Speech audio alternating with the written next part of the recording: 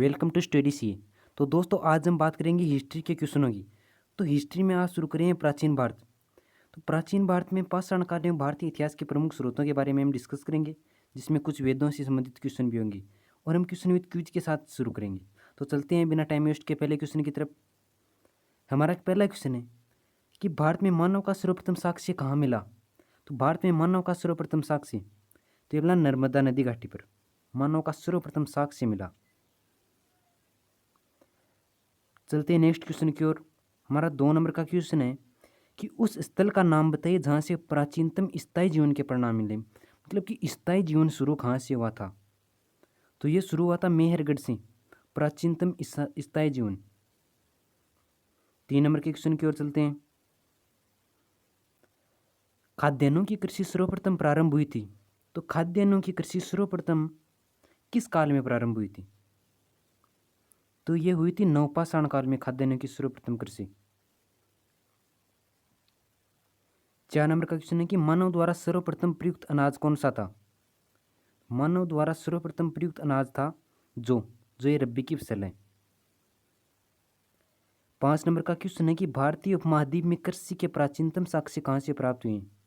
भारतीय उपमहाद्वीप में कृषि के प्राचीनतम साक्ष्य तो ये लहुरा देव से प्राप्त हुए हैं। 6 नंबर के क्वेश्चन की ओर चलते हैं। निम्नलिखित में से किसको चल्कोलिथिक युग भी कहा जाता है। चल्कोलिथिक युग ये किस युग का नाम है।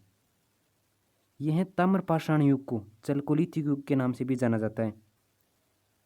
7 नंबर का क्वेश्चन है नौदा टोली किस राज्य में स्थित है। नौदा टोली ये मध्य प्रदेश राज्य में नौदा टोली स्थित है। 8 नंबर का क्वेश्चन है कि नौदा टोली का उत्खनन किसने किया था। ये मध्य प्रदेश राज्य में इसका उत्खनन किसने किया था। इसका उत्खनन किया था एच डी सांकलिया ने। राग का टीला निम्नलिखित में से किस नवपाषाण स्थल से संबंधित है।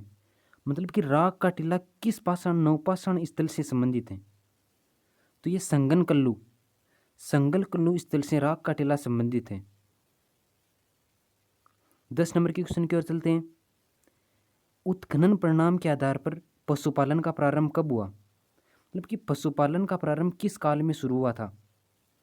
यह हुआ था मध्य पाषाण काल में पशुपालन का प्रारंभ हुआ था।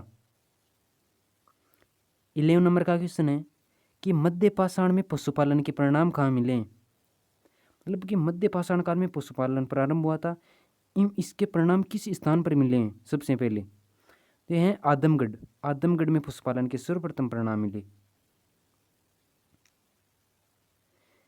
निम्नलिखित में से किस स्थल से हड्डी के परिणाम प्राप्त हुए हैं।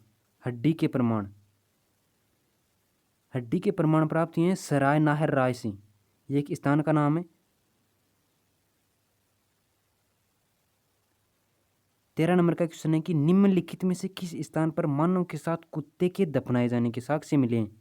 मतलब कि कुत्ते के साथ मानव को दफनाया गया है, वह कौन सा स्थान है। तो इसका राइट आंसर होगा ब्रिज होम।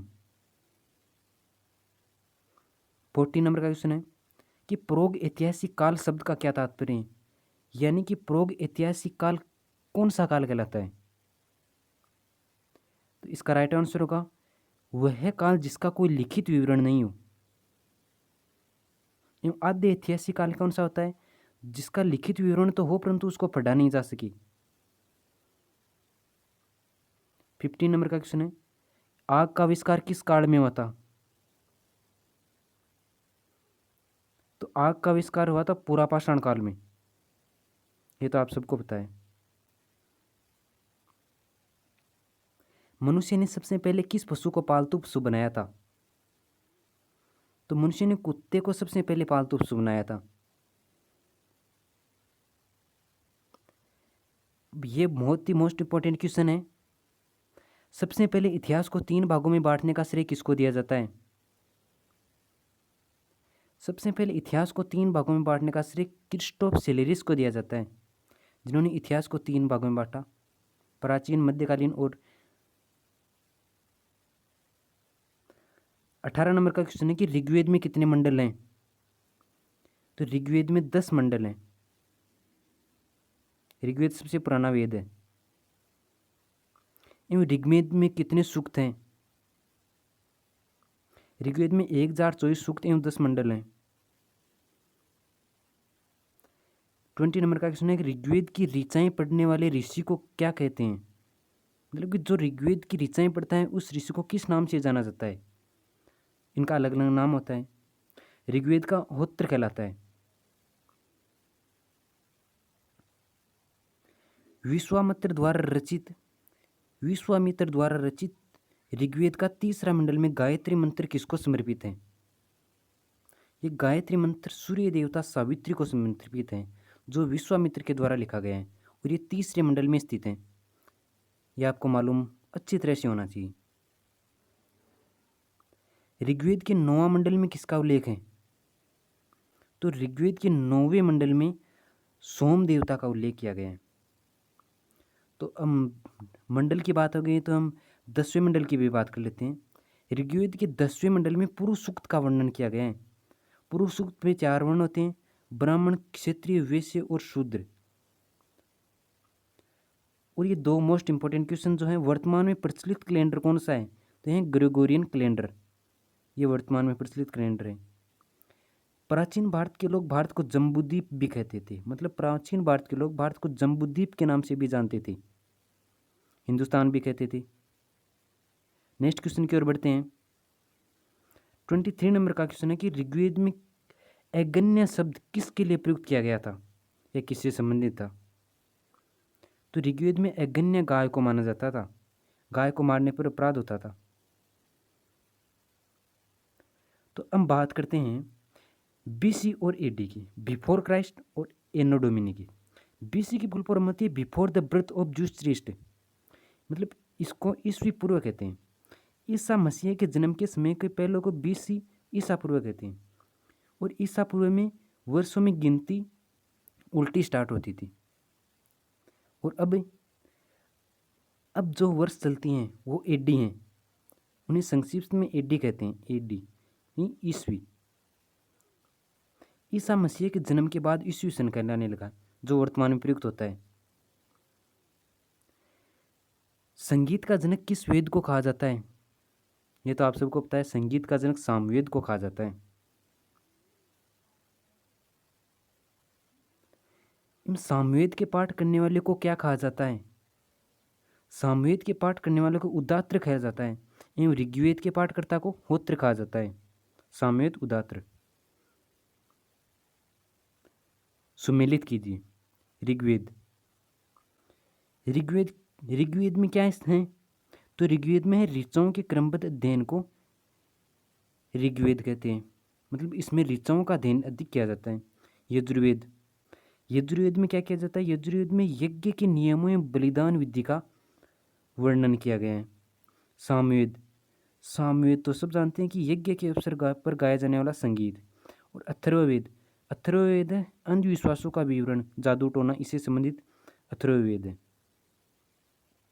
तो एक बार फिर से देख लेते हैं कि ऋग्वेद है, उसमें ऋचाओं के क्रमबद्ध ज्ञान है। यजुर्वेद यज्ञ के नियमों में बलिदान विधि। सामवेद है यज्ञ के अवसर पर गाया जाने वाला संगीत। अथर्ववेद है अंधविश्वासों का विवरण, जैसे जादू टोना इत्यादि।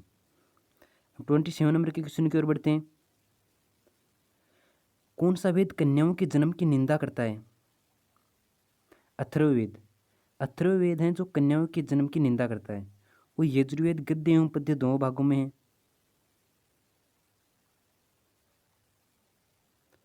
सामवेद का संकलन किस वेद पर आधारित है? मतलब कि ये सामवेद वेद हैं, ये किस वेद के संकलन पर आधारित हैं? तो सामवेद ऋग्वेद के संकलन पर आधारित है।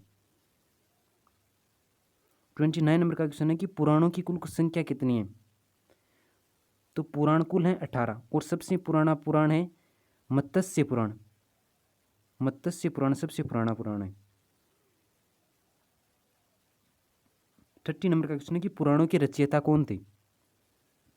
18 पुराण है एवं 6 वेदांग है जो वेदों से संबंधित हैं। इन पुराणों के रचयिता थे लोमहर्ष, यह आपको याद होना चाहिए। 31 नंबर का क्वेश्चन है कि ये सुमेलित कीजिए एक तरफ तो वेद दिए हुए हैं और दूसरी तरफ उन वेदों के उपवेद दिए हुए हैं, जो ये बहुत ही इंपॉर्टेंट है। इस तरफ वेदों के उपवेद दिए हुए हैं, तो इनको भी याद कर लेते हैं हम कि ऋग्वेद, ऋग्वेद का उपवेद कौन सा है? ऋग्वेद का उपवेद है आयुर्वेद। ऋग्वेद का उपवेद है आयुर्वेद। और यजुर्वेद का उपवेद है धनुर्वेद। सामवेद का गंधर्ववेद। अथर्ववेद का अथर्ववेद। तो एक बार फिर से देखते हैं कि ऋग्वेद का उपवेद है आयुर्वेद, यजुर्वेद का है धनुर्वेद, सामवेद का है गंधर्ववेद, अथर्ववेद का है अथर्ववेद। ये हमें अवश्य याद होना चाहिए।